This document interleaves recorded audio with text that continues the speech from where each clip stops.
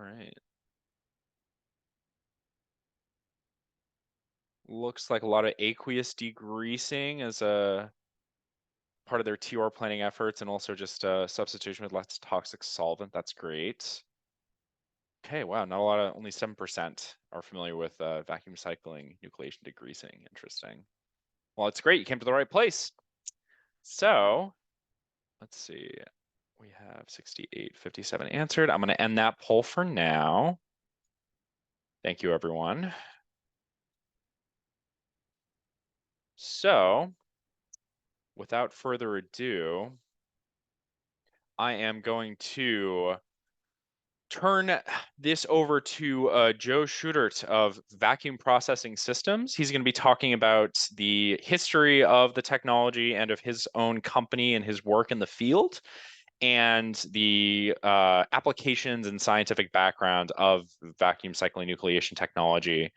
And afterwards, we'll hear from Nicholas Chase of Boyd Corp, who will be talking about their own experiences implementing VCN to their facility in Woburn.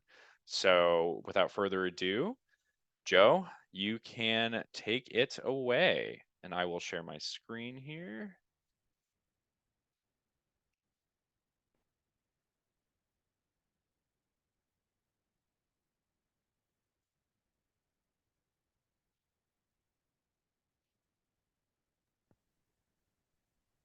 Okay. Well, thanks everybody for attending. Looks like we've got a pretty good group. Thanks to the folks from Turi for creating this opportunity, allowing me to participate. As you heard, I'm going to talk to you today about what we do at Vacuum Processing Systems, and specifically what vacuum cycle nucleation is and how it works. I first got involved with industrial parts cleaning back in the mid-1990s when Dr. Don Gray, our president, asked me to join his company as director of sales and marketing. I'd previously been involved in the pharmaceutical industry. My background really is biology and environmental stuff. Dr. Gray had just been awarded some patents for the vacuum process for vapor degreasing. It needed a name, so we coined the phrase airless. The process these days goes by a number of names, including vacuum vapor degreasing, vacuum to vacuum solvent cleaning, to name a few. Back then, it was pretty difficult to get people to switch from their open top degreasers to vacuum systems, but after a while, the process did catch on. And we were very successful at designing and building some very innovative solvent systems, many of which are still in use today.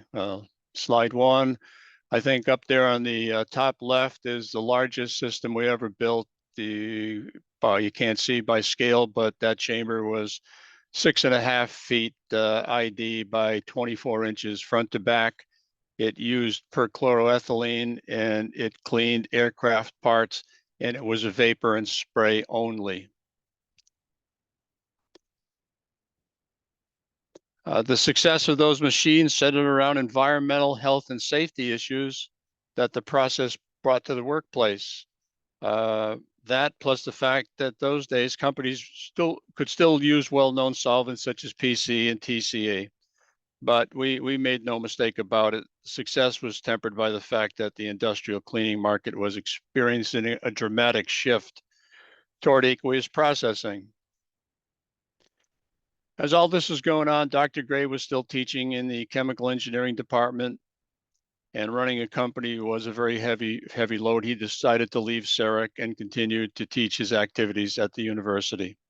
I also went on to pursue other interests in the cleaning field. However, Dr. Gray and I remained close friends, and we worked on some projects together. About the same time that Dr. Gray was awarded some new patents, the university offered him a retirement package, and he accepted. Those new patents revolved around a vacuum-based cleaning process, which we named vacuum cycle nucleation, or VCN, and a new company, Vacuum Cycle Processing, was formed.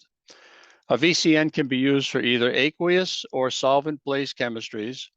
When solvents are used, the design is coupled with the airless design that was patented years ago.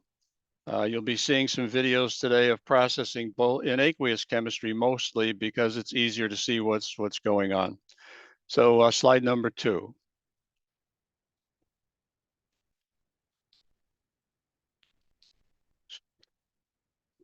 So here's what happens in vacuum cycle nucleation. It's an immersion process, and we use heated chemistry, solvent or aqueous. We pull a vacuum on the chamber and then bring in the cleaning liquid. So in this case, you'll see that that little tube is full of liquid. Then we lower the vacuum pressure to below the vapor pressure of the liquid, causing the liquid to boil. And when it boils in a little tight space, as you see there in the center, the bubble just has to get out, taking with it any particulate or soluble matter that was coating the edges. And we pulse the vacuum level above and below the vapor pressure about every 2 seconds. So we get about 30 pulses a minute. And as a result, it's very rapid and cleans areas that are pretty difficult to get to with any other technique. Okay, next slide. Here you just see a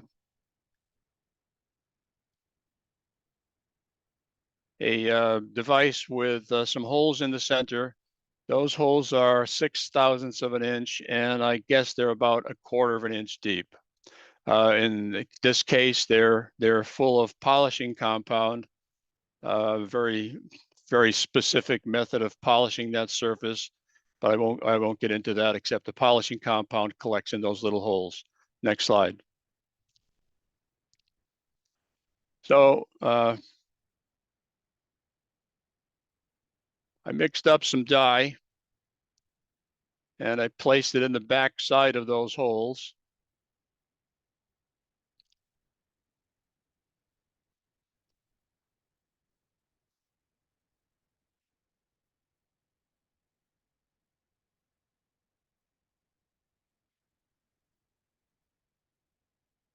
This was early on in our career. We wanted to see how well we did with an enclosed chamber on an actual customer's part. I sealed up those holes.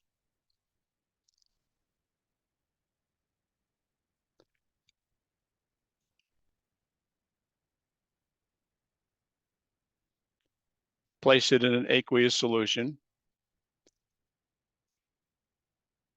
and started the VCN process. So here we're pulsing above and below the vapor pressure of the liquid. As you can see, the dye is driven out of the enclosed space. It's a water-soluble dye, so we're solubilizing the contaminant. And in the actual case of this particular application, we're driving the polishing compound out of those holes in a similar manner.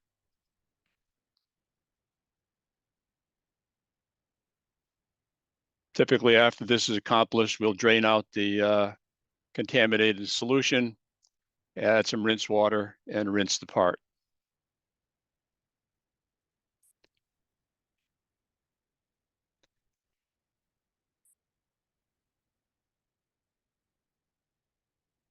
I think that dye was from my fingers. I won't bore you, but all 6 holes were just as clean. Good view of my briefcase and some money. Next slide. Here we have a small bundle of very oily threaded fittings, and I put them in an aqueous solution and did the VCN process. That's our test chamber where all of our videos are taken, and the issue here is that we're able to clean the whole nested collection of parts, whether it was this small batch or a batch that was 1 square foot or two cubic feet. It doesn't really matter. The VCN process gets to the center of the mass, cleans off the contaminant, which in this case was oil, without having to resort to tumbling or something that might be damaging to threads or delicate surfaces. So VCN is active, it's surface active, but it's non-damaging.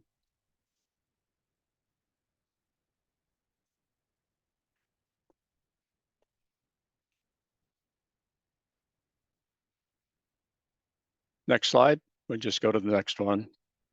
Oh, we can wait till it finishes. I just have some pipe fittings here, and hopefully we'll be able to see the rinsing effect. We're bringing in some rinse water. As you can see there's some surfactant left on the fittings. And we'll start the VCN process. And as the rinsing is taking place, should be able to notice that there's less and less surfactant bubbles. What you can't see because we weren't thinking about it at the time, but those vapor bubbles of surfactant are leaving the chamber. They're going over to what we call a knockout pot, where they're condensed back into a surfactant solution and either dumped or reused again for some cleaning techniques. But you see how soapy it was when we started, and that's how soapy it was when it ended. We never added any rinse water to, I mean, how clear it was when it ended. We never added any rinse water to the bath. Next one, next slide. Well, this is obviously a hip implant. And so here we're cleaning. Oh, this is drying. This has already been cleaned, and we're pulling the rinse water out of the porosity. The VCN process, we do cleaning, rinsing, and vacuum drying all in one chamber. Next slide.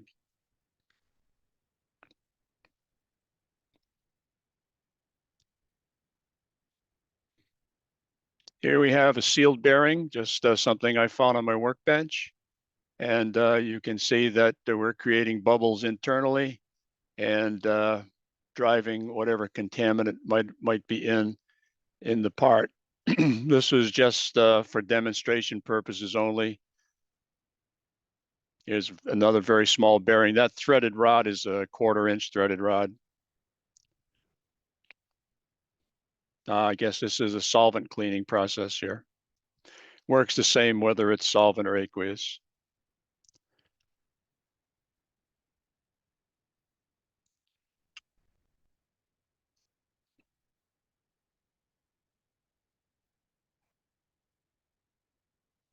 Just a still shot of a bundle of medical tubing. We pull the vacuum to start the VCN process, and as you can see, we're driving the liquid and contaminant out of the ID of those tubes. Actually, we create tubes by creating a bundle. We create tubes in between the tubes, and so we clean the external surfaces also. Next slide.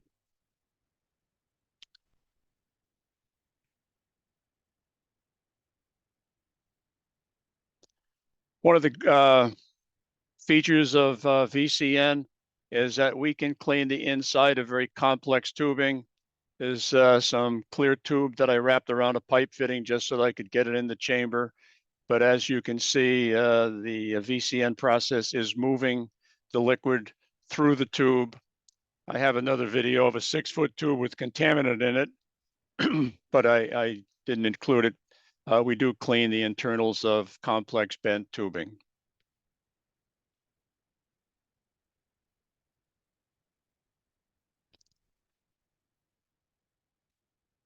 And here we're doing a little drying of that tube.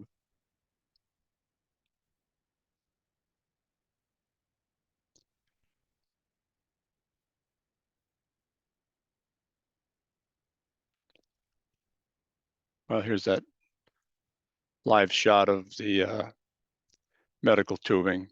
Those IDs are about 1/16 of an inch.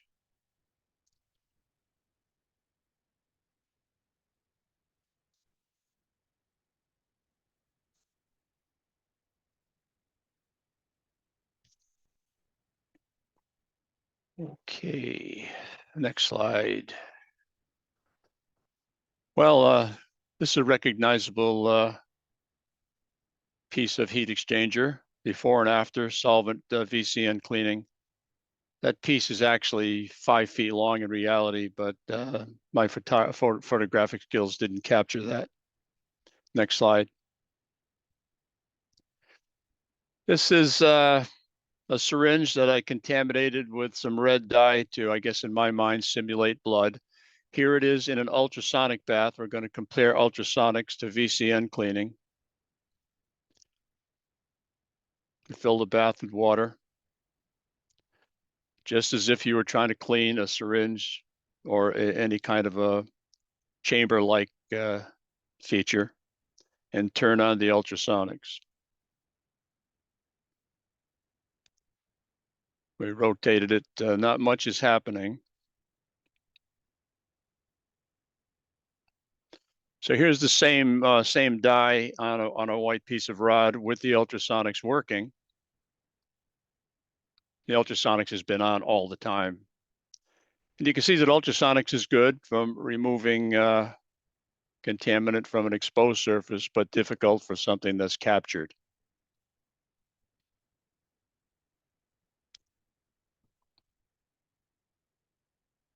So we then took the same syringe, tried to get some water in it to see if it was full of water, would ultrasonics clean it, but not much is happening.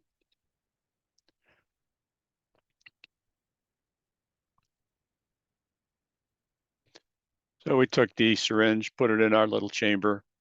And this is a visual of the first graphic that I showed you. Fill the chamber with liquid. Well, we pull the vacuum first, then we'll refill the chamber with liquid.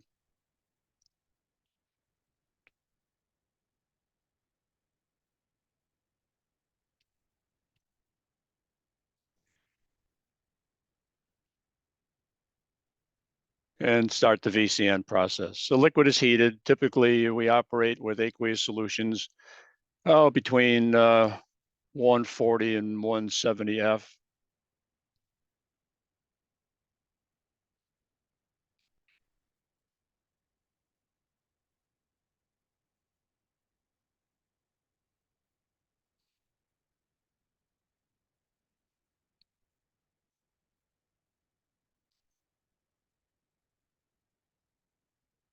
We'll show it to you in slow motion.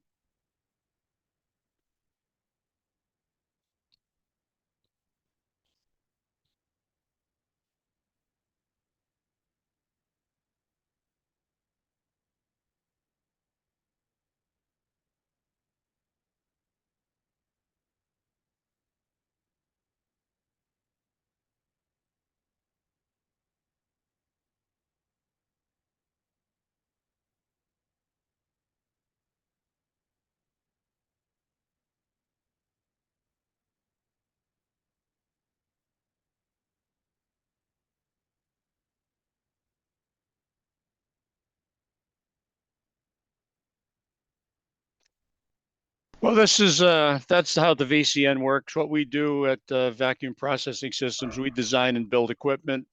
This is a system that we built with dual chambers, so that one chamber is cleaning, the other chamber can be rinsing, and go back to the other chamber, could be drying. So we can increase the throughput of a piece of equipment by about 90% by only increasing the cost by about 40%. It's a good use of all the technology all the time.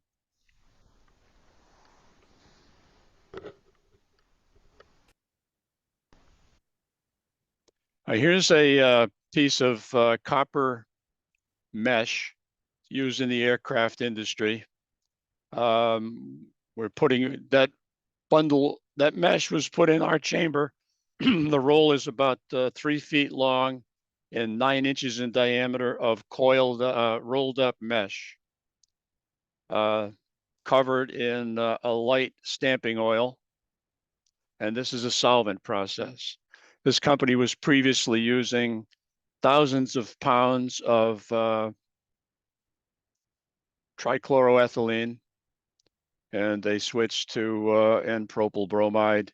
And when that goes away, I'm not sure what they're going to do.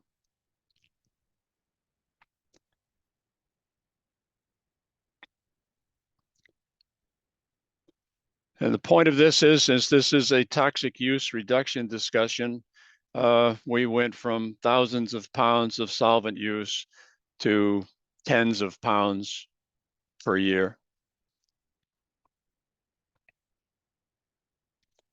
The VCN process is a cleaning process that takes place in the chamber. When I started the discussion, I talked about our initial patents with the vacuum process, and that's the solvent management part of our technology, which goes on in the back of the machine for solvent systems where we distill and reuse the solvent over again. With aqueous systems, we try to manage the chemistry so that we save as much rinse water as we can. But with aqueous cleaning, there is a greater waste stream that has to be dealt with.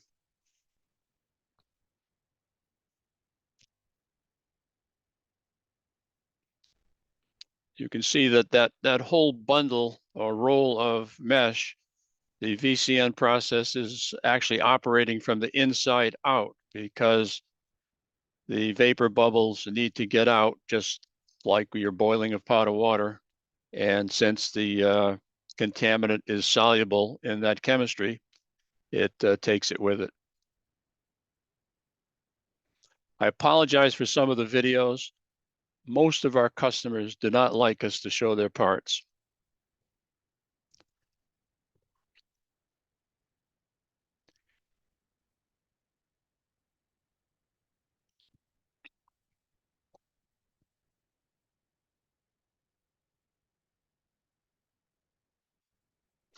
I think to clean, rinse, and dry these parts was approximately a 40-minute cycle. Here we are drying.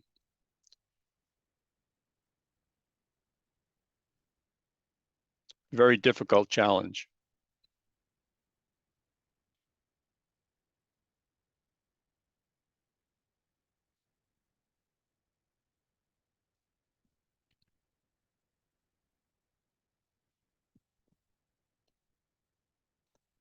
We typically use low concentrations of aqueous cleaning chemistry, uh, usually between 2 and 3%. Of course, that depends on the application, the contaminant load. Here, I think we're following the recommendations of the chemical manufacturer using about a 7% concentration, which for us, we were demonstrating at this time how to manage the excess foam that we generate. We do use and find low foaming chemistries, but as I said, the foam exits the processing chamber, goes to a knockout pot where we knock down the foam back into a liquid and reuse it. We can skip this one, skip that one and go to I just want to mention, and it's hard to see because our customer didn't want to see it, but we've been doing a lot with additive manufactured parts, both powder removal from metal and resin removal from polymer parts. This is resin being removed from some difficult internal chambers, and made this video for the customer. And you could see that obviously we're removing his resin because the bath became darker and darker, and we drained off the liquid, dry the parts, and we did succeed. And thankfully, they bought a machine. So resin removal is difficult because the chemistry often degrades the resin. I mean, it degrades the polymer as we're trying to remove the monomer. Metal powder from 3D printed parts is something we do really well. People are creating some very, very complex parts, small heat exchangers, for an example. Okay, I guess that's it for the slides. I guess our equipment is custom designed for customers' needs. Typically, with aqueous solutions, we operate between about 145 and 175 F. With solvents, we operate between 70 and 90% of the atmospheric boiling point because we are a vacuum system. We don't operate at the boiling point. And there's one last slide. I guess it's not there. I don't have another slide for you. Okay, I guess I sent it to the end. It was just a picture of our largest and smallest machines. This is a talk. The picture of our largest machine is one we're in the process of building now. It's for a well-known aircraft manufacturer who has a mandate to shut down their TCE operations. We're cleaning complex oxygen tubes in an aqueous solution. I've been successful at it through testing. The machine is now being taken apart and going to be shipped out. So from a toxic use reduction point of view, as far as solvents are concerned, whatever is going to be left by the EPA, I really don't know.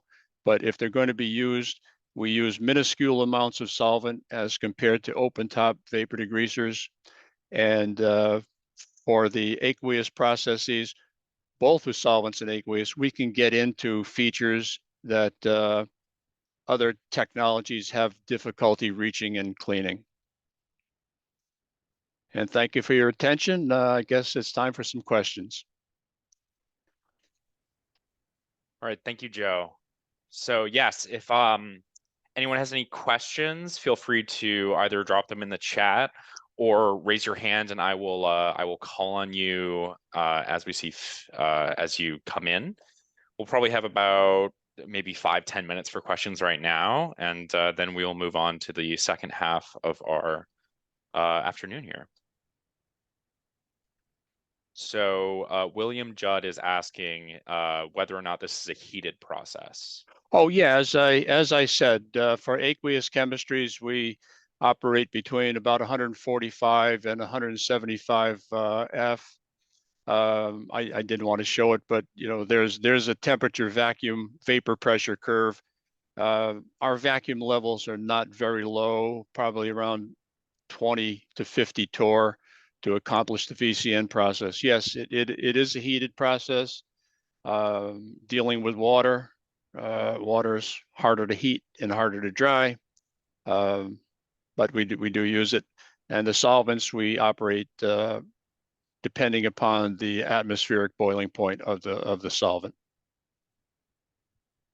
Great, I thank was you. just thinking about the low vapor pressure coal solvent degreaser chemistries, if any of those will work in this process. We haven't used any of those. Good to know. Lucy, go right ahead. Yeah, sure. Thanks. That was a great presentation. So how do you clean in an aqueous? How do you clean the overflow that goes to, the knockout pot or whatever? Like, how is it extensive cleaning to be able to reuse it? Sometimes Well, you have okay, yeah, resins, sometimes you have, like, I guess it depends on what you're taking out, right? yes, it does. It depends on the solvent load. As I said, we like to use low concentrations of chemistry because our process is so surface active. We don't need as much chemical action, time, temperature, and energy. We don't need as much chemical energy. The knockout pot is kind of a fun thing to talk about. That's where the vapor bubbles that have to come out of the chamber, we need to do something with them. So we take them over through a heat exchanger and turn them into liquid. The contaminated liquid from the cleaning process, we simply drain out of the tank, send it back to the cleaning solution supply tank, where it's used over and over again until it's loaded up as typical aqueous chemistries. If there's particulate, we pass that through filters. But yeah, eventually aqueous cleaning needs to be replenished. So you just do some kind of quality control on concentrations that are building up. Yeah, the operators, the owners know after a period in the real world, they know after a period of time that if they're run X number of cycles, it's time to change the solution. Thank you. Okay, and I have another question here in the chat from James Curran. He's asking, is VCN effective at removing solvent from voids in parts which may pool in significant quantities inside the parts? In other words, is it effective at drying? Absolutely. Absolutely. Yes, I'd say absolutely. We have techniques for very difficult drying applications, such as that copper metal mesh that I showed you. I'm going to get into it now, but we will take solvent vapor from the clean vapor supply tank. We will pass that through a heater. We will heat that and we'll pass it through the chamber where we will lower the vacuum pressure and remove solvent from the part. But as we're removing the solvent, as it's evaporating, of course, the part wants to get cold. So we throttle in heat, then we super saturate that vapor that we brought from the tank and from the part that we're drying, and we pass that through a heat exchanger, liquefy it, and because it's all clean vapor, it just goes back into the clean vapor. So I mean the clean solvent supply tank. Yeah, so we can remove it from some pretty stiff puddles. If you want to contact me, I have a specific example of drying pooled liquid from a piece of honeycomb. And what would be the best way for them to get in contact? Oh, yeah, we didn't do contact information. Everybody ready? My email address is jps6@cox.net, or you can find me on vacuumprocessingsystems.com. I'll drop both of those links in the chat for everybody. All right, Charles, I see you have your hand up. Let me just get to another one from the chat here. Joseph Callahan says, can you speak more on how you remove the contaminants during the recycling process? For solvent systems, I assume, well, when we remove the contaminant from the part, it is, I guess we'll talk about organic oil and greases as an example. It's now part of the bath in the chamber. If we have a really heavy solvent load, sometimes we have to do 2 or 3 washes, if you will. But each one of those washes will go over to a distillation vessel. The still is operating continuously while we're cleaning, producing new vapor, which we condense. Vapor is always clean. We send that over to the clean solvent holding tank for use in the next cleaning cycle. Eventually, if they're organics, they're going to be collecting in the still. We have what we call an offline distillation process, where you stop the machine, push the button on the PLC that says offline distill, then we distill as much solvent as we can from the still, leaving you with the still bottoms, which you drain off and dispose of. If there's any particulate, we've already filtered that out, or we filter out as much as we can. Great, thank you. Hope I answered that. I hope that was a question. And just one more from John, and then I'll get to you, Charles. John Rasco asks, are there any aqueous cleaners and solvents that won't work in the VCN process?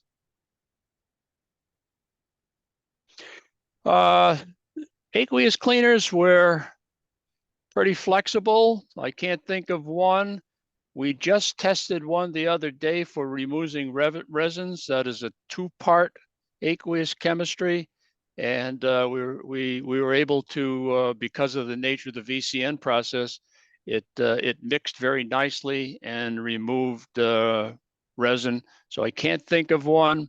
The one solvent chemistries, we do not use the modified alcohols. The boiling point is too high. It's difficult to dry. It's our opinion that with boiling points of 350 F, that even in a vacuum process, that when you're cleaning organics, some of those organics are going to travel over with the distillate. That's our opinion. Great, thank you. And Charles, your question? And by the way, we do flammable systems. our flammable systems are NFPA 69 certified, and where we have them, the local fire marshals have always complimented us on our design.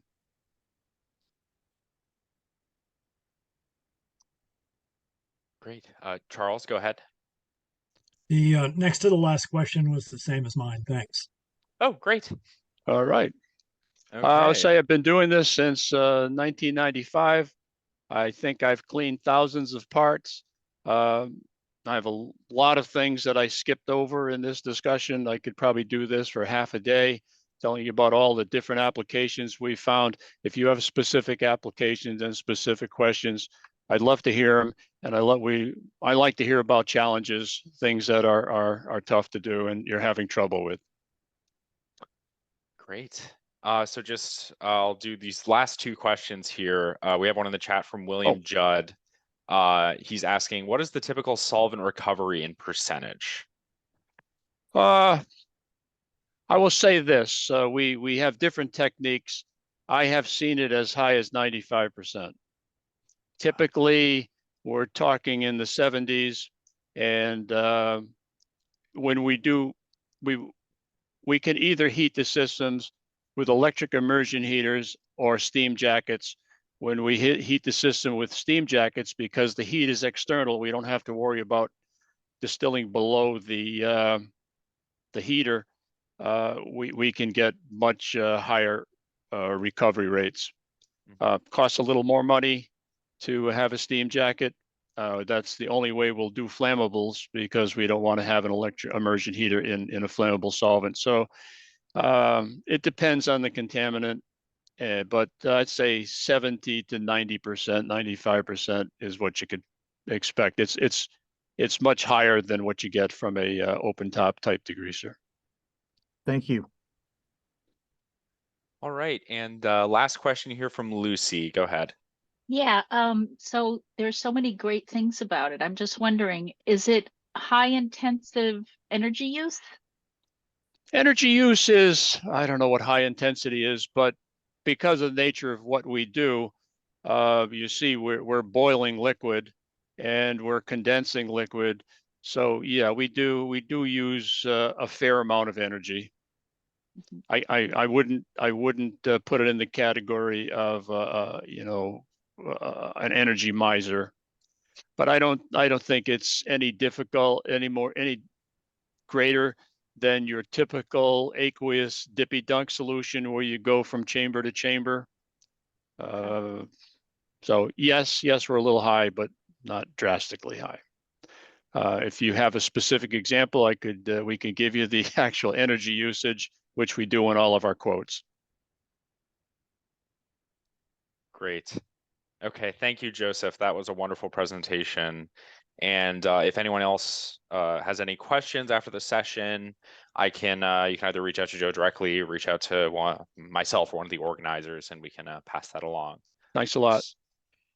Thank you, Joe. So now I will pass it over to Nicholas Chase of Boyd Corporation. He's going to be talking about the background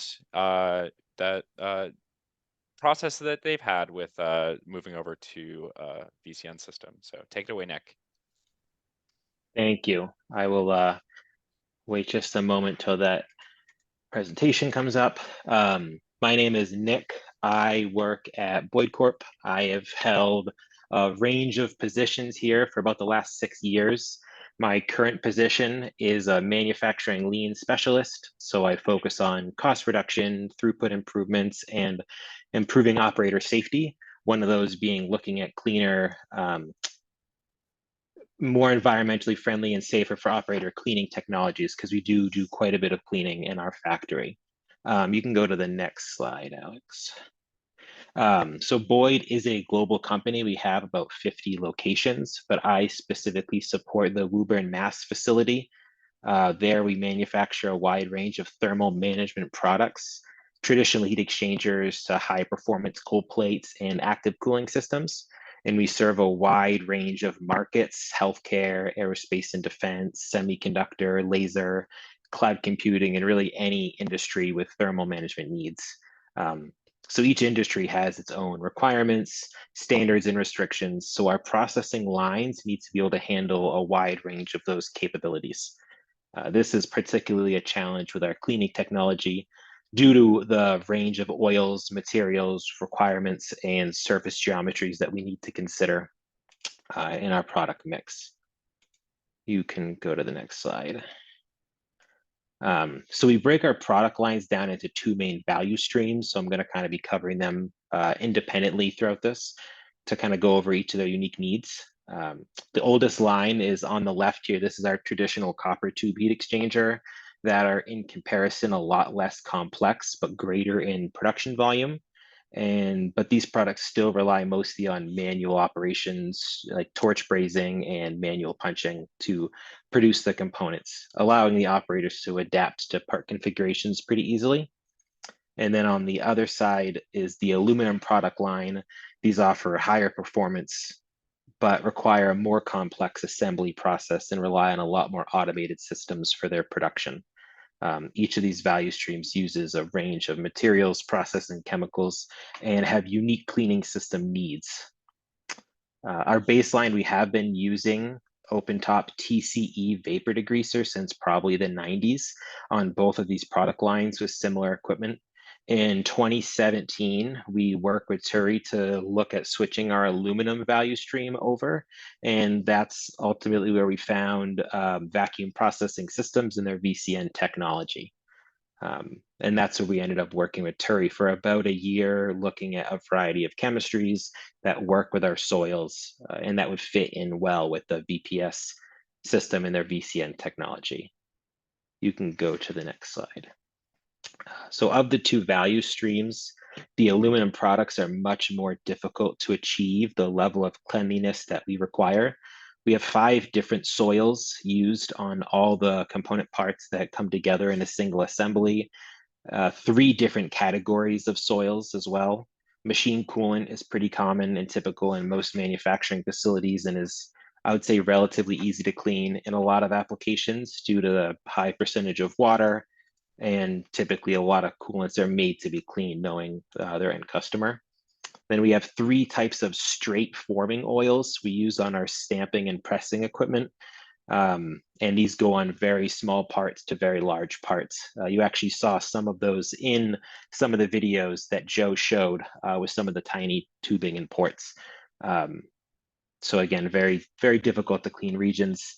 And the 5th we have is a saw blade wax. Waxes are particularly difficult to clean because they don't really like to come off the same way, not being in a liquid form, and just chemically, they don't mix with or are very soluble by a lot of solvents. So we require a lot of heat and mechanical agitation to help with that.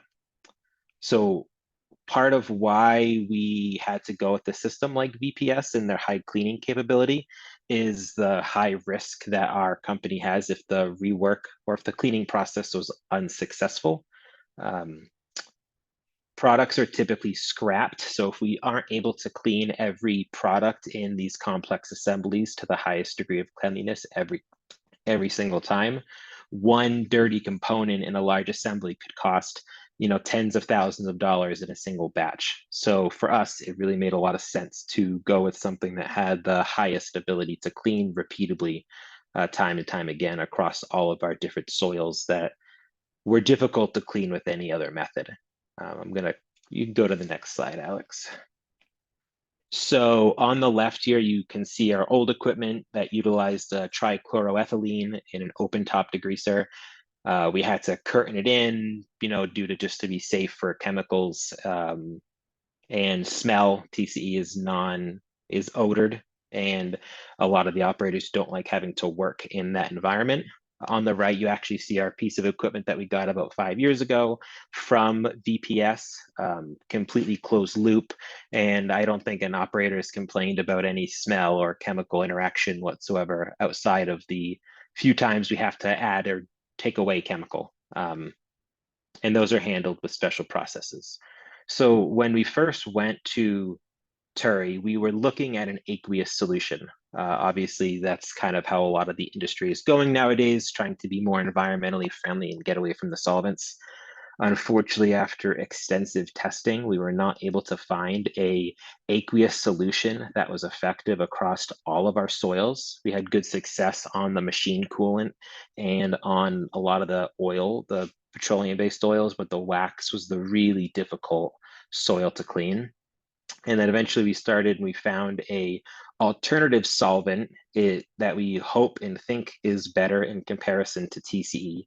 That's a turgo metal cleaning fluid. Its active ingredient is trans dichloroethylene as opposed to trichloroethylene. And we had a lot of success in cleaning all 5 of our soils with this piece of equipment or with this chemical, but we still weren't able to reach that nearly 100% that we were expecting or wanting for.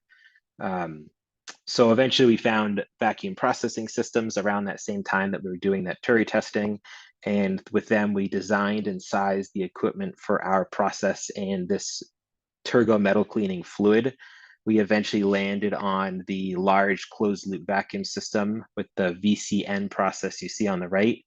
The system we received from VPS checked pretty much every box that we were looking for. It was closed loop, so much more environmentally friendly since we were sticking with a solvent for our cleaning. The machine footprint was about comparable to our old open top system, a little bit different size, but about the same floor space required.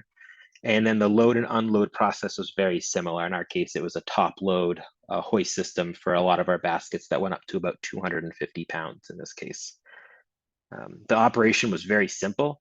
Simply, once you get the programs and recipes developed, you select the program you want, you hit run. Once the part's loaded, and roughly 30 minutes later, sorry, I was reading the question. I will get back to that at the end. And about 30 minutes later, our parts come out clean, as you saw in all of Joe's videos. I'm not going to go into any of the details on the VCN process. Joe did a great job covering the wide range of applications. Ours fit into a variety of those categories for difficult, hard to reach parts. In a couple slides, I think you'll see some of the products that we have. The system, sorry, no, keep on that one last slide for just a few minutes. Sorry, Alex. The system we found to be greater than 99% effective at removing all the soils with the exception of the wax that was in the mid 90s range. That missing 1% through our testing was all within the margin of error of the measurement equipment. Some of the cases we were getting readings as high as 104%, suggesting that the system was able to clean more residue than our old TCE system was, where we thought we were getting nearly 100% to begin with. So that was a pleasant surprise. And our old TCE system was barely hitting an average of 65% on the wax. So we had a huge improvement in the wax removal into the 90% on average going to this system with this new solvent. In the transition, there were some challenges, as always, when you're changing equipment. I would say in comparison to our older equipment, it was mechanically and programmatically more complex that managed the fluid in a different way entirely. In open top degreasers, you basically have a boiling bath of solvent. So it's pretty minimally invasive as far as you load a basket up and you drop your parts into the chamber. One thing we struggled with in the VPS system, and this was our specific design, was you load the parts into the empty tank and you pull the vacuum, but then the chamber then gets flooded from the clean processing fluid. So we were having difficulty with some of our delicate parts during that chamber flooding, because you can see that chamber is on the right is about 6 feet long, 3 feet wide, and 3 feet high.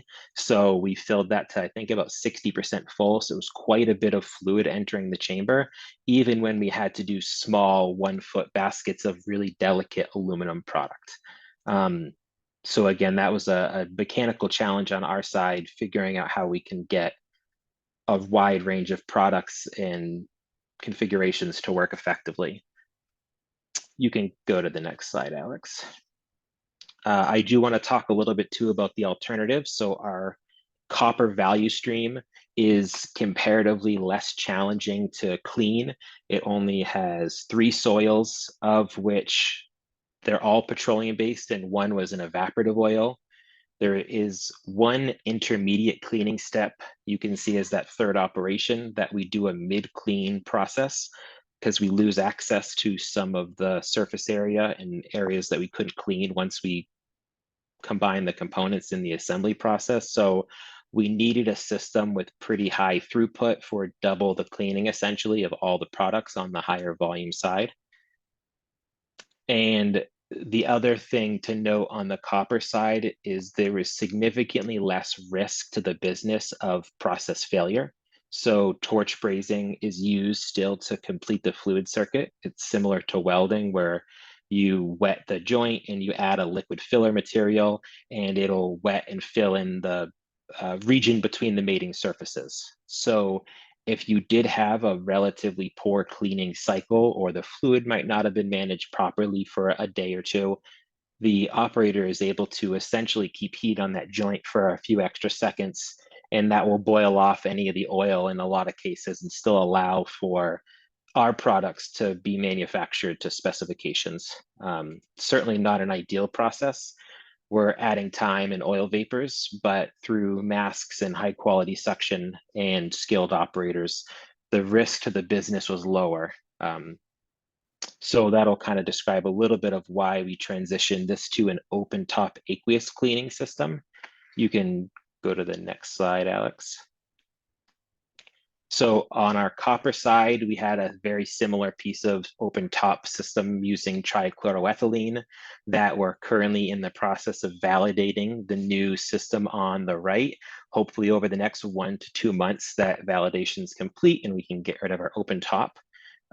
This is a pretty standard configuration for an aqueous tank. It's a 3-stage system with a wash, rinse, and a dry.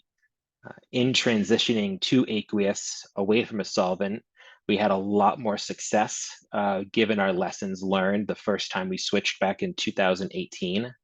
We've learned quite a bit from our original mistakes on how to validate and bring in new equipment.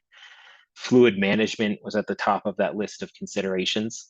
It was kind of brought up a couple times in the questions to Joe, but it is difficult to manage fluid for an aqueous system depending on your soils.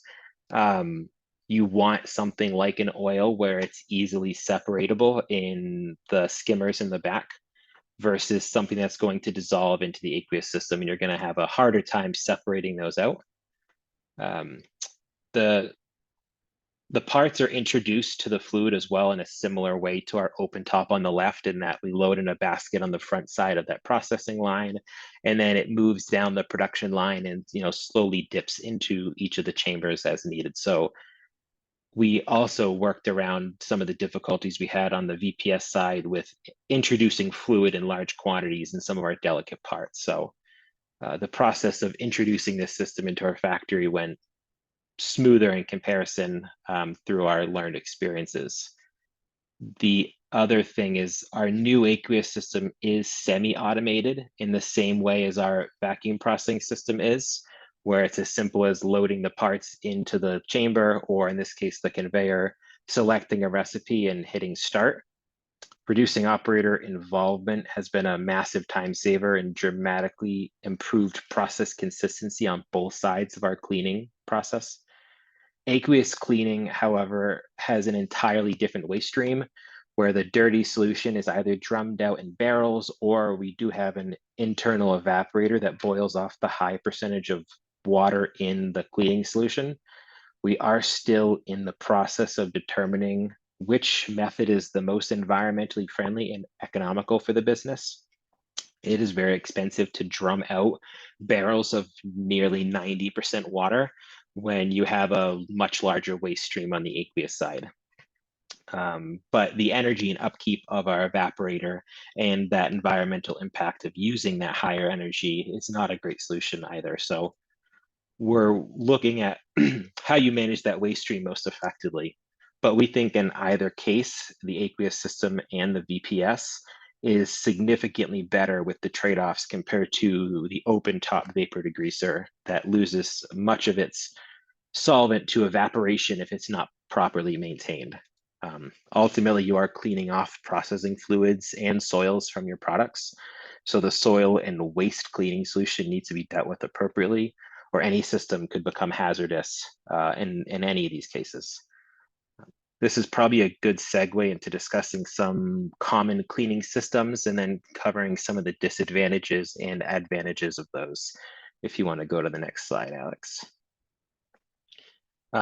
So there are dozens, if not more, of cleaning systems and technologies. Joe covered a couple of them earlier in what VPS offers. The top 3 on this are things that we have personal experience with.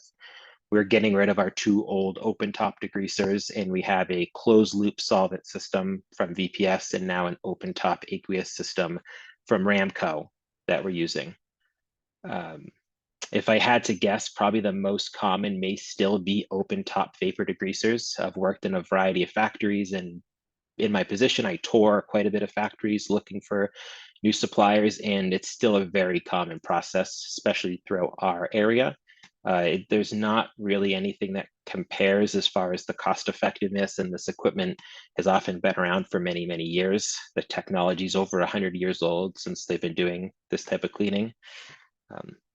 We just kind of touched on, but my expectation or guess is that the aqueous open top degreasers are probably the next most common. They've seemed to have gained a lot of steam in the last 30 or 40 years as people have tried to get rid of the open top.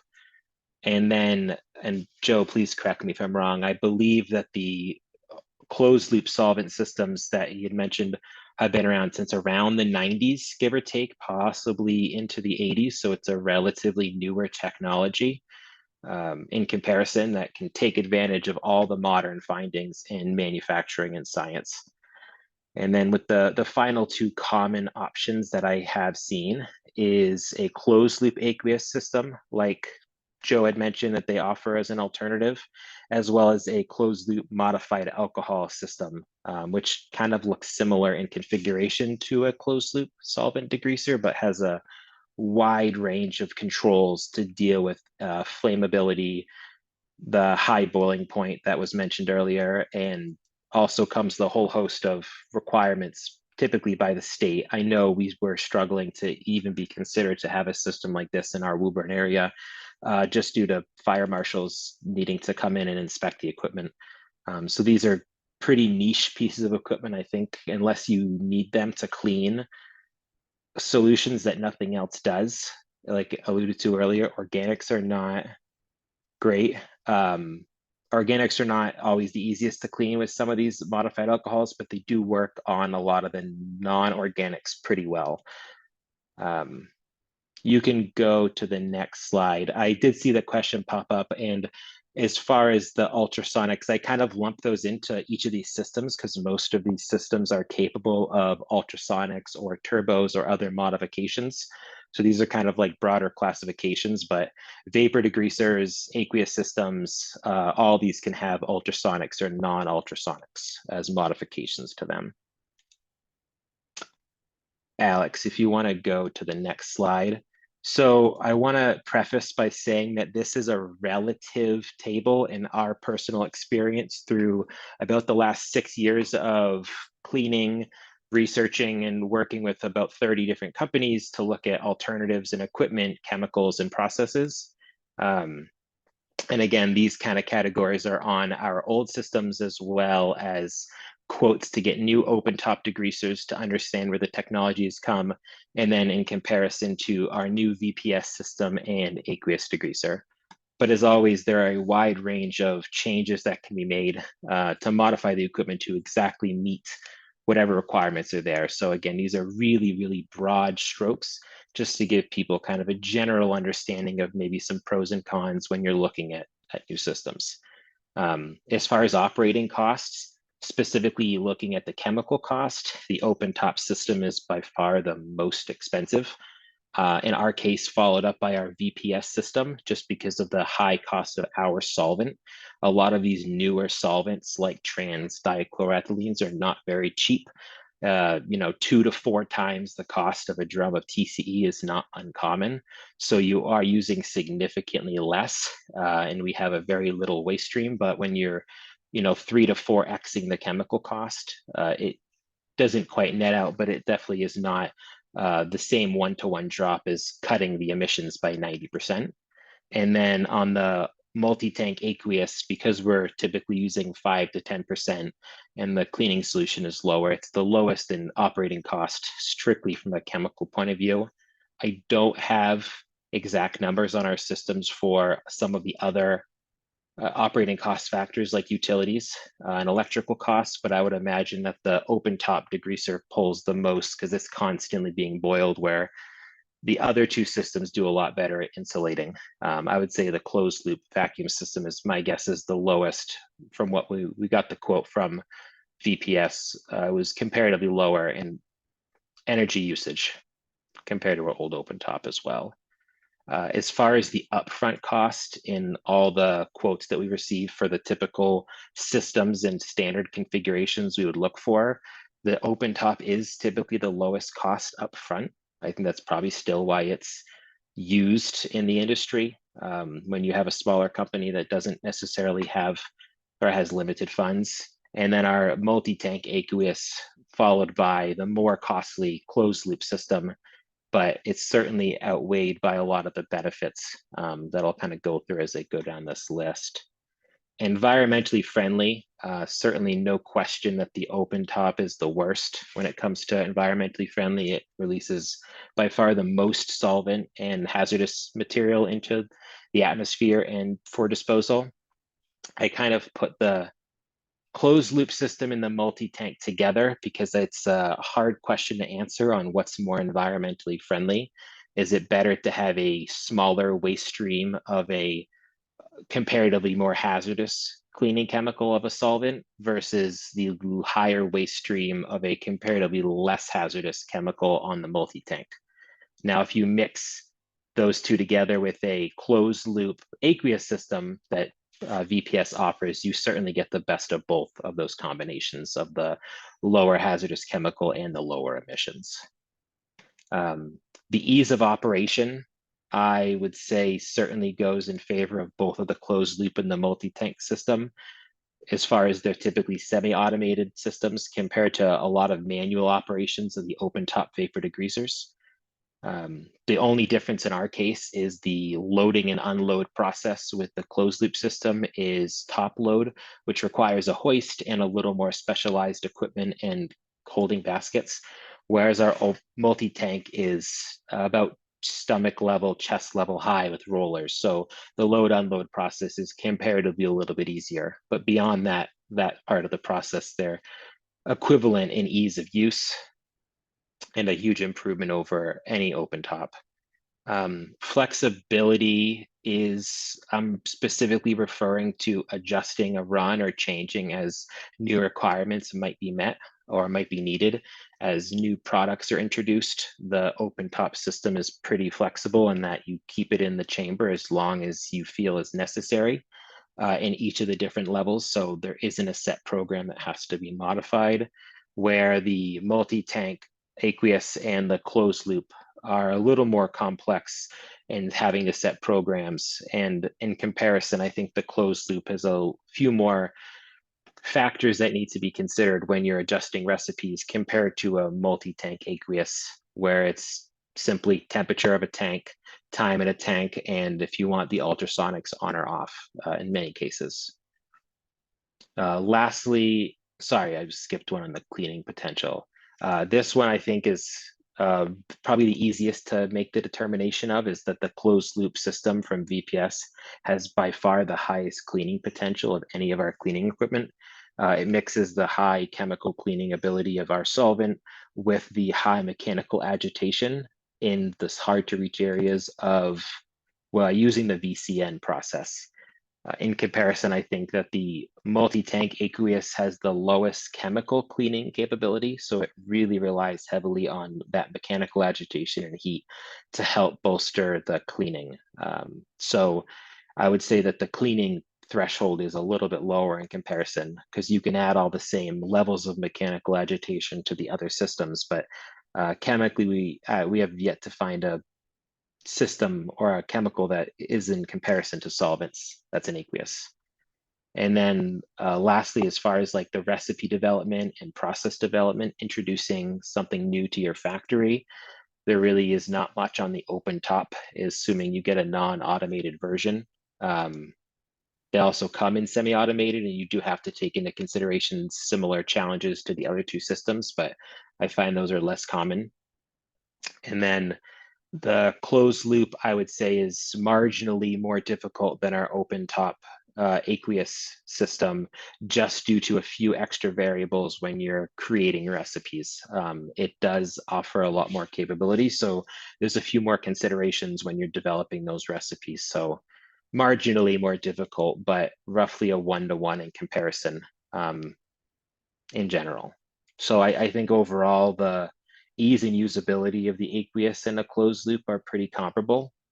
And it's much more equipment specific in how you want to design your equipment. But these are based off of pretty standard configurations that are going to come in a lot of cases. If you want to go to the next slide, Alex. Just a couple other key points I think are worth noting for people looking to get new equipment that I didn't think fit well into the comparison table prior. With the manual open top, you have a lot more room for operator error. This can be good or bad, depending on your case. Keeping the batch in longer or shorter than necessary could be detrimental to a process. In our case, it wasn't if it was longer, but it was if it was shorter. The open top system is also highly affected by environmental factors. We frequently had issues with our soil being affected by humidity in the summer, high temperatures, losing more through evaporation and such. So the closed loop system from VPS is by far the most consistent run to run. Once you nail the recipe that's effective for your cleaning process, every part is going to come out that same way if you are able to manage the fluid in your system. A con, however, in our case is it is more mechanically complex. So we have found that some of our maintenance needs and spare parts, when things do go wrong, which isn't often, is a little more time consuming and costly. But again, there you get the trade-off with significantly better potential to clean the products that you need. Of all the cleaning systems that we've used over the several years, our new aqueous has the highest throughput, being multi-chambered. Joe did mention that they offer those multi-chamber options that increase throughput. And that's kind of what we see here with our aqueous is our old open top, we're getting about a 45-minute cycle to about a 30-minute cycle in our VPS system, and then about a 15-minute per batch cycle coming out of our aqueous. And that's because we have a 45-minute cycle, 15 in each. So you can triple up the batches that are going through the process and getting one out every 15 minutes in comparison. Partly why we chose that system on our high running copper line. You can go to the next slide, Alex. So one of the big things that I hope I can kind of contribute is we had a lot of experience changing cleaning equipment. We're now looking at our 4th and 5th new cleaning process change in the factory at the moment. So this is kind of a high level overview of the process that we found to be pretty successful when you're looking at a cleaning system. We fumbled around quite a bit for the first couple of years, knowing where to start, whether you pick a chemistry or you pick a machine or a piece of equipment. We recommend you absolutely start with really detailing your needs of your current system and where that falls short. So what do you want your system to do, where your priorities fall, understanding your cleaning needs, the technical needs, floor space available, budget, etc. As detailed as you can be on that technical side is going to take you much further when you get to the end of this process. And I wouldn't recommend moving along until you really have a solid grasp of what you need. After you know those requirements, taking a look at the variety of soils you have and what chemistry might clean those effectively, whether that's aqueous, solvent, or modified alcohols, or some other cleaner like enzymatic or mechanical. We work with Turi to help do a lot of our chemistry testing. And that's how we were able to find both of our chemistries, the Turgo on the solvent side with the aluminum and the Aqua Ease on our aqueous side with the copper, both with the help of Turi. Looking at something like the KB value on those cleaning solutions is a pretty good place to start, but I'll caution that it's not a perfect one-to-one. those tests where they value the KB on a cleaning solution are used on generic soils where your individual soil might not be effective with a given cleaner, even if the KB value is high. So certainly do testing on chemistry before you go ahead and pick whatever chemical you think is going to be best in your system. And then once you think you have nailed this chemistry right, looking into the system that matches that chemistry is the next step, because that'll also determine material compatibility of the system, what type of mechanical agitation, temperature ranges, does it need to be vacuum or can it be done in air, and any of those other considerations that has to go into the design of the machine based on the chemical in your soils that are needed. After you think you have a good design, make sure you test your parts extensively. This is something that we ran into in pretty much all cases, that there are considerations if you have a wide range of parts and products and soils that you do. Not doing thorough enough testing can be difficult if you find that 1 out of 10 products doesn't work at the end if you only tested the first 9. So I would recommend doing far more testing than you think might be necessary, because there's a lot you can learn. And then at the end, just make sure you do any modifications that you think your equipment might need. I will kind of cover some of these considerations in a couple of slides, but looking back at our purchase of our VPS, we weren't as thorough as we could have been in what our cleaning requirements were, and we certainly paid the price a little bit in having to make post completion of the system changes to affect how our products run and to make sure that happens smoothly. On the cleanliness test, here I kind of group these into 3 categories. These are 11 tests, all of which we have used or at one point or another, and are probably going to cover most of your cleaning needs to consider when you're picking new chemical and a new equipment for your process. This is probably going to be your best indicator of whether or not this is going to be a good system for you. Beyond just the operational needs, it has to obviously clean your parts to what you need it to be. But the question of how clean is very difficult to ask, or to answer rather. So the first section, we have some quantitative methods. These all give numerical values for level of cleanliness. When using any of these, you need to establish your baseline required cleanliness in whatever scale or unit of that test, then test your system and compare before and after. The gravimetric is a simple test that just compares the weight of a sample when it's oily versus clean to the baseline clean before with an old system. So a quick and easy test to perform. Surface chemical analysis is great if you have a particular soil you want to verify is clean in a critical region. If you're doing parts that mate in a certain area and you want to verify that all you have is base substrate material of whatever element you're using, as opposed to whatever other chemistry might be soiled. This is a great test that you can do, and it's common in labs. X-ray photo emission spectroscopy uses light to determine soils on the product. It is in a given region, so you have to understand where your target zone is. This is similar to how the Clinospector works. This is a piece of technology that Turi has that has been helping us do our validation, checking the cleanliness levels of our parts. So we're actually looking at getting one of these shortly ourselves if we can get the approval to purchase the equipment. The surface energy testing is another good test that can be ran. We found it's less effective for what we want to clean on some of our products, but there is a use case for it. But you have to understand what the surface energy is of the substrate material you're testing to kind of establish the baseline of what readings you get and when it's perfectly clean. So a dine pen is pretty simple. That's the picture in the middle right, where it's a pen, you literally run over the part, and then you can look at the response of the fluid that comes out. And if it's a dotted like you see on the bottom, you essentially are not meeting that surface energy, where on the top you are. You typically wait a couple seconds and see how the fluid that comes out responds, after a short period. And the contact angle or water drop. And then the water break test does something similar.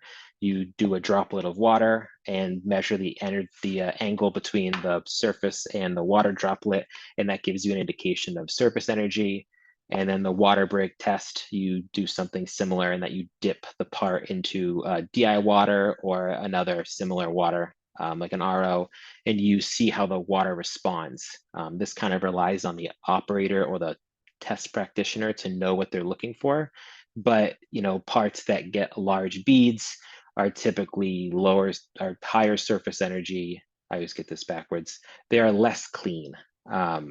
And you're probably less wetting on the surface if you're doing bonding between metals, for example, where you want those to run evenly off the top. I mean, I think you've probably seen those commercials of those hydrophobic solutions you can put on clothes and shoes and how the water responds. It's a similar test to that. And then the last grouping of tests, visual, is what we mostly rely on in process once we've validated our equipment, for the most part, because they're pretty easy and straightforward to do. We do swab and white glove tests often to see if there's any remnants of oil or residue we can find on the parts. Again, this is a pretty low sensitivity test if you need a very clean parts, but in many cases, if there's oil, it will come up. One we rely on heavily, although it's destructive, is a bake out and visual. You can see that in the bottom right. We have tubes that we will go through our cleaning process. We'll then put them in an oven, bake them out above the boiling point of the oil so that essentially the remaining solids are baked into the surface of the part, and then we can cut the part open and see where those soils might remain, if there's surfaces that collect those soils more common than others. And then, you kind of have to have a good eye to understand the difference between what might be oxidation, because you're raising the temperature of whatever material you're doing, versus what is actual oil or the soils that are on your part. Blacklight is another simple and good test. Typically, a lot of oil and other FOD that might show up on a part will be seen by the blacklight. And then an endoscopic analysis is great if you're looking inside of tubes that you don't have a good visual of and you can't see the inside. In my experience, you really need a combination of these tests to determine if your system is good enough or meets your requirements. Any one or two tests I find could expose a weakness in the cleaning process if you're only looking in one direction. You can go on to the next slide, Alex. So kind of wrapping up, just some considerations. These are some lessons learned in bringing in new equipment now, again, 4 times or so in the last 6 years for cleaning. First always starts with equipment safety. And this goes beyond just light curtains and protection from the mechanical motion of whatever equipment you're using, but fluid splashing, heat hazard, electrical hazard, flame hazard. That really needs to be considered on who's going to be operating the equipment and kind of your company culture. Are you one that's going to prioritize safety, and you guys can make a system or have a system that is flammable or has an issue or change like that? Customer approvals is one that's often overlooked, depending on the industry you're in. Most of the industries we're in are very strict on process change. And we actually have a long list of banned chemicals that we aren't allowed to use in any of our processes, including cleaning. So when you're considering a change, understand your customer requirements, if there are any, and what you can and can't do. Cleaning solution management on both the waste stream and what's in the clean solution. So you have to be able to maintain a high level of cleanliness in the solution doing the cleaning, or else when oil saturation levels hit or soil saturation levels in your solution, all cleaning becomes kind of ineffective at that point. And then how you manage that waste stream. This is often or can be overlooked in our experience the first time through, and we thought this was a straightforward process, but understanding the entire waste stream management, from removal from the system, whether you evaporate or drum it out, what companies can take those chemicals and those mixes of chemicals, should be considered long before you buy any equipment. Whatever operator training and engineering training you might need as well, understanding the ease of Ease of use on the equipment in operation. You know, if you have a small factory where it's a lot of tribal knowledge, that can be good or bad depending on the type of system that you purchase. You can go to the next slide, Alex. Automation is a big one. I think a lot of people are going towards automation, but there's a wide range, especially on the aqueous open top system, from completely manual to semi-automated and fully automated. So knowing where your company is able to make those extra expenses to reduce on the operating costs, understanding the PM requirements and the schedule of that PM, spare parts, how frequent the PM needs to be done, filter changes and such. We weren't the best with doing that on our VPS system in particular cases, and certainly can be costly if you aren't doing a thorough job on some of this newer equipment. Layout and how the system will actually be interacted with as far as the load unload region. Is it safe to operate hoists in that area if that's a hoist that you need to do your loading? Do you have access to any PM systems in the back you might need, electrical and such? And then the material handling, as far as how parts get in and out of the system, this should be thought of well in the beginning of the process. Do you have conveyors that can bring parts in? Do you have heavy parts that need hoists? And does your system handle that well? And then lastly, some of the post-processing effects. So in our aluminum case, we do vacuum brazing, which needs very, very clean parts. And this is a good test for our surface energy testing, actually, because it needs good wettability. And there are some cleaning solutions that are silicated, and they actually leave behind sometimes residue that prevents cleaning or prevents bonding from metals. So just because a part, seems clean through a variety of tests, understanding and doing testing on some of those post processes is critical. So you don't run into an issue that, when you go to weld, it doesn't weld right because the surface isn't prepped in the right way you thought it was. You can go to the next slide, Alex. So that pretty much wraps up my presentation. I do have my contact information on this slide, and the address of our factory here in Woburn and the website. You can certainly contact me through email directly if you have any other questions that we don't get to today, or you just have questions on our experience. There's a lot that we covered, and we had about 30 minutes. So like Joe could talk for half a day on this subject. I'll turn it over to you, Alex. Thank you very much, Nick. That was great. So we have about 5 minutes left here. So we can take a couple questions right now, but I do need a few minutes just to wrap up and talk about some stuff we have coming down the pipeline. So I'll just pull some from the chat here. So Daryl Hillsgrove is asking, is air emission an issue, or do you have a permit? So air emission in our solvent system, our old open top solvent, we did have permits, and we had to do regular annual checks on air emissions. On the new VPS system, when we did the first check and the emissions were exceptionally low, I believe our permit, we don't have to do that testing for like 5 or 10 years. It's a pretty long distance just to make sure the equipment's held up. But then as far as the air emission, we do vent out anything coming from clean air out. So the backside of the system from some of the vacuums is vented, but that's air that doesn't come in any contact with processing fluid or oils. Great, thanks. And Michael Amster asks, what happened to aqueous / ultrasonic cleaners? I'm assuming he's talking about like integral aqueous ultrasonic combinations. Yeah, so that's actually what our system was. And again, I with limited time, tried not to go down every, but our aqueous system, for example, does have ultrasonics, and it also has turbojets. So we have two levels of mechanical agitation in that system, but those are all typically add-ons or reductions in your system. So I'm sure that Joe's systems and VPS can add ultrasonics if need be for some particular case. Like, they're more additions than an entire class of cleaning system in my personal experience. Gotcha. Thank you. And just last one here from Liz. Did you try substituting a wax that was easier to clean off? Yes, so we have looked at a variety of waxes. In all cases, the waxes that we had as an alternative weren't as good in our process. We have a pretty high speed cutting process that goes through several cubic feet of aluminum every hour.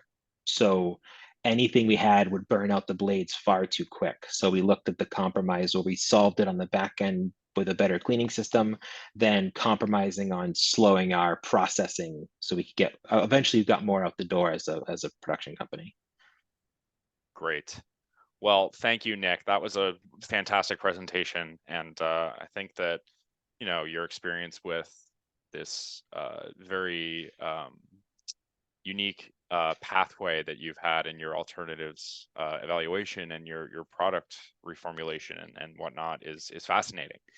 And so, of course, any questions that we don't get to here, please feel free to reach out to me or to Nick directly.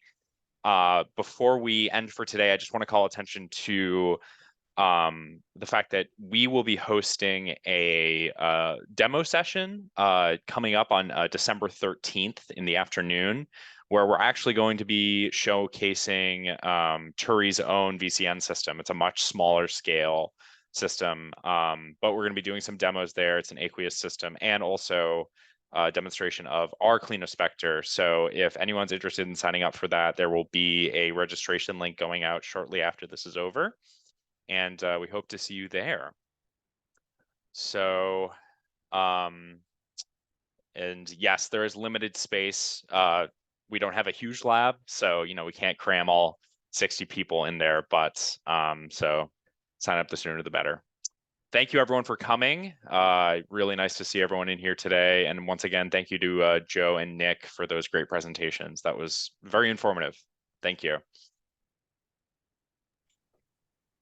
Thank you, Alex, for hosting. My pleasure.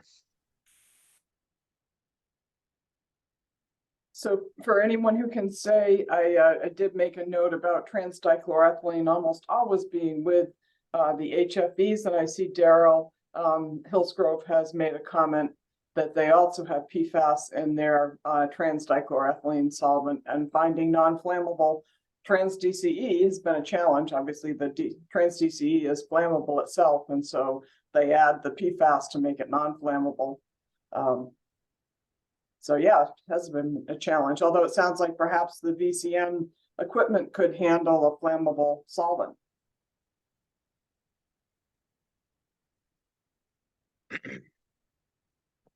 All right, well, it is 4 o'clock. Without further ado, I'll close this, and anyone, once again, feel free to reach out to me or any of the presenters with further questions. Thanks for coming, everyone. Have a good one. Yeah, thanks, guys. You did a great job. Thank you. Bye-bye.